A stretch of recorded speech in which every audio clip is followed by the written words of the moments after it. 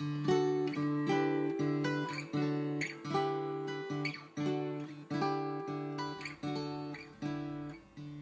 there, and welcome to this edition of Thought for the Week.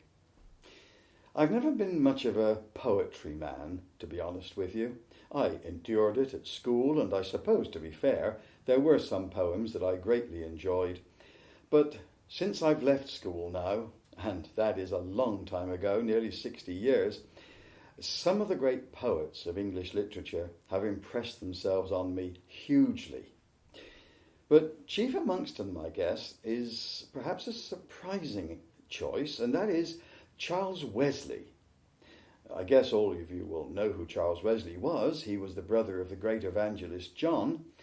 But Charles was a great poet, a great composer of hymns, and some of the most loved hymns in the church today were penned by Charles Wesley. And can it be that I should gain an interest in the Saviour's blood? Well, of course, that's just one of them, but there are so many. Fine poems are quite inspiring, but I guess the finest of all, from a Christian perspective, are the poems that were written by King David. Some before he was king, some after he was king, but many of the 150 psalms that we have in the Hebrew Scriptures were penned by that great man. He understood the deep things of God, and he expressed them in these remarkable poems. But an ignorant pleb like me, when I look at a poem, I expect it to rhyme. And so if somebody says to me, "Oh, such and such is a brilliant poem," if it doesn't rhyme, it doesn't impress me overly. And yet the Psalms don't rhyme. No, of course not, because Hebrew poetry must be judged by different criteria from English poetry. For instance, what makes a Hebrew poem great is use of devices like parallelism, where you have the poet making the same statement but using different language to do it, a different description, to say the same thing. For example, "By the word of the Lord were the heavens made, their starry host by the breath of his mouth." Now, when you look at those two lines, they are saying exactly the same thing, but in a slightly different way. But that's the brilliance of a Hebrew poet, and there were many examples like that. One of the most famous of all David's poems is what we call Psalm 23. When I was a minister, we used to use Psalm 23 in all kinds of situations, for the dedication of a child, for instance, at a marriage, and certainly at a funeral. "The Lord is my shepherd" seems to speak into all situations.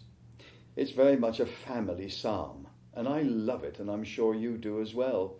And so I thought it might be an idea if I just read to you the first couple of verses, and then make a comment on it to encourage you this week. So this is Psalm 23, beginning, of course, at verse 1. "The Lord is my shepherd. I shall not be in want." Well, that's a pretty bold statement. The Lord is my shepherd, I shall not be in want. But we need to recognize the context of it.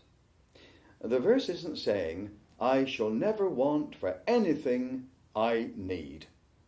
No, that's not strictly what it's saying. It's saying, "The Lord is my shepherd." That's the context. So I will never be in need for what he knows I need as my shepherd. See, the sheep can't just graze willy-nilly. A sheep will eat all kinds of rubbish if it's not carefully controlled. The shepherd needs to feed his flock.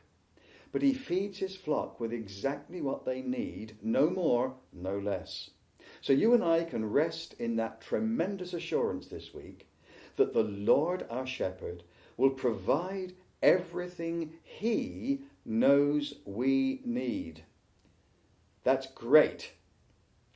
And I pray that that thought will go with you this week and really encourage you as you call those words to mind. The Lord is my shepherd. I shall not be in want for anything He knows I need. Well, bye-bye for now.